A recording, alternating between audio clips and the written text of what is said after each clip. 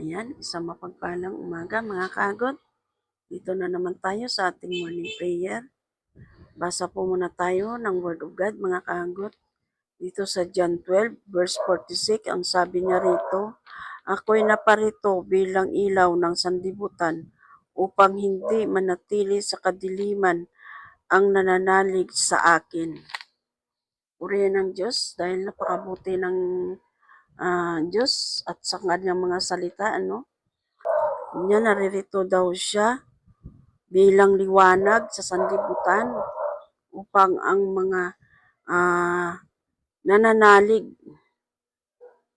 sa kanya ay hindi mananatili sa kadiliman. Kaya tulungan natin mga kaagot yung mga hindi nagpatuloy sa kanilang pananalig. Although nananalig pero nananatili sila sa kadiliman. Yun po yung mga lumabas sa ating ministry o either yung hindi na sila bumalik or nawala. Hindi nila ipinagpatuloy ang kanilang pananalig sa Diyos. Kung nananalig man sila sa labas, hindi natin alam. Ang Lord na lang ang nakakaalam kung ano man ang laman ng kanilang puso. Patuloy lang natin sila ipag-pray mga kaagot na makamta nila at maranasan nila ang tunay na kaliwanagan na mula at galing sa ating Panginoon. Mga kaagot. Ipag-pray natin sila mga kaagot. Banal at dakilang Diyos, amang makapangyarihan sa lahat. Lubos kami, Panginoon, nagpapasalamat sa umagang ito sa mga biyaya mo na patuloy mong pinaparanas sa amin, Panginoon. Gumising kami, Panginoon, na mayroong galak sa aming puso at mapayapang kalooban, Panginoon. Ikaw, Diyos, ang siyang patuloy na naghari sa buhay namin, Panginoon. At sa umagang ito, Panginoon, patuloy namin, ugad, harapin ang buong hapon na ito, Panginoon, na mayroong kagalakan sa aming puso at isip. Dalangin ko, Ama, sa umagang ito, sa oras nito, ang buhay ng mga kapwa namin manampalataya, Panginoon, na hindi nagpatuloy sa kanilang pananalig sa Diyos. Kung nananalig man sila, Panginoon, ngunit nananatili sila sa kadiliman, Panginoon.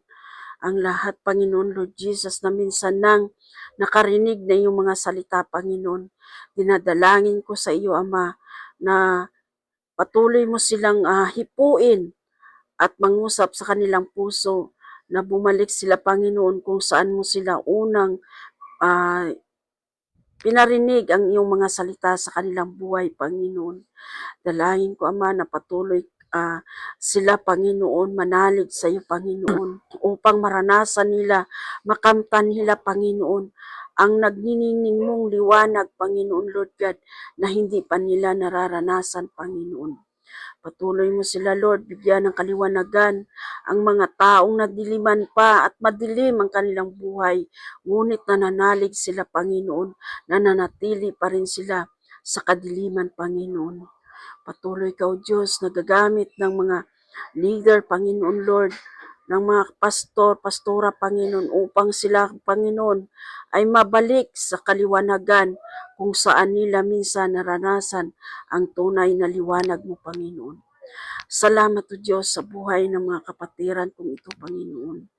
Mga inakay, Panginoon, Lord, na dinala sa iyong banal na gawain sa bawat ministry, Panginoon, Lord, na sila'y hindi nagpatuloy, Panginoon. At patuloy ka, ugad, maghari sa kanilang puso. Patuloy mo, O Diyos, hipuin ang kanilang puso upang manumbalik ang tunay na kaliwanagan sa kanilang buhay, Panginoon, na mula at galing lamang sa iyo, Panginoon. Salamat, Ama, sa umagang ito, sa oras na ito, sa mga biyaya mo na patuloy mo pinagkaloob ang tunay na kaliwanagan sa iyong mga unang hinirang na mga anak, Lord God. Kaya patuloy ka, ugad, maghari sa bawat puso namin. Patuloy namin kaming maglilingkod, Panginoon, na mayroong kagalakan at masayang buhay sa paglilingkod, Panginoon. Ikaw ang Diyos na manguna sa aming buhay. Salamat, Ama, sa umagang ito, sa mga biyaya mo, sa liwanag ng araw na ipinagkaloob mo sa umagang ito sa buhay namin, Panginoon. Naniniwala kami, nagtitiwala kami sa iyo, Panginoon, na ang liwanag mo na patuloy lumiwanag sa mga taong unang naliwanagan na, lalo na sa buhay namin ngayon, Panginoon. Patuloy ka, Panginoon, maghari sa aming puso. I-bless mo, Lord, ang bawat kapatiran, ang bawat mga anak mo, Panginoon, na patuloy na umaasa na nananig ng palataya sa iyo, Panginoon. Salamat muli, Ama, sa araw na ito, sa oras na ito.